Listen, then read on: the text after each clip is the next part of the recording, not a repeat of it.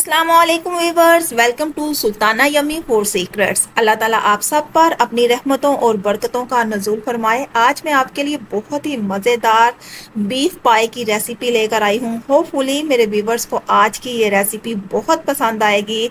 जल्दी से मेरे नए वीवर्स मेरे चैनल को सब्सक्राइब कर दें, मेरे वीडियोस को लाइक कर दिया करें, अच्छा सा कमेंट कर दिया करें, ताकि मेरे चैनल की हौसला अफजाई होती रहे और मैं आपके लिए अच्छी अच्छी रेसिपीज़ आपके साथ शेयर करते रहूं। तो चलें स्टार्ट करते हैं बीफ पाई की रेसिपी।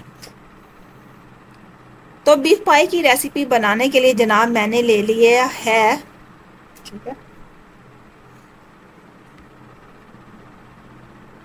तो बीफ का पाया तैयार करने के लिए मैंने ले लिया था बीफ। इसे मैंने खूब अच्छी तरह साफ किया। साफ करने के बाद इसे खूब अच्छी तरह धोया है। धोने के बाद जनाबे आली हमने इसको कुक करना है।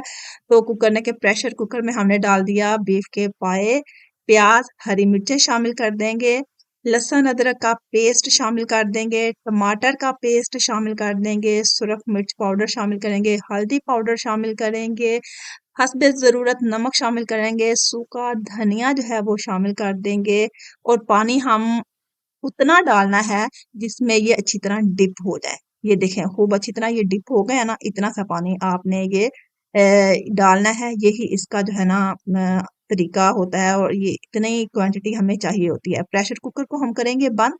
और जनाब इसको प्रेशर कुकर को हमने किस तरह यूज करना है, जब विसल चले तो विसल चलने के तकरीबन 5 मिनट बाद आपने इसकी फ्लेम जो है वो बिल्कुल लो कर देनी है।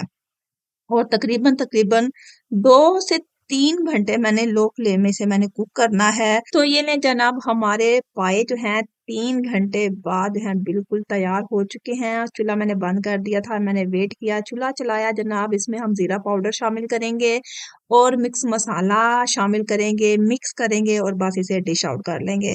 अगर आप जल्दी से यूज करना चाहते हैं तो पानी कुछ ज्यादा इस्तेमाल कर लें और 1 घंटा जो है ना मीडियम आंच पर इसे कुक कर लें तो ये रेडी हो जाते हैं।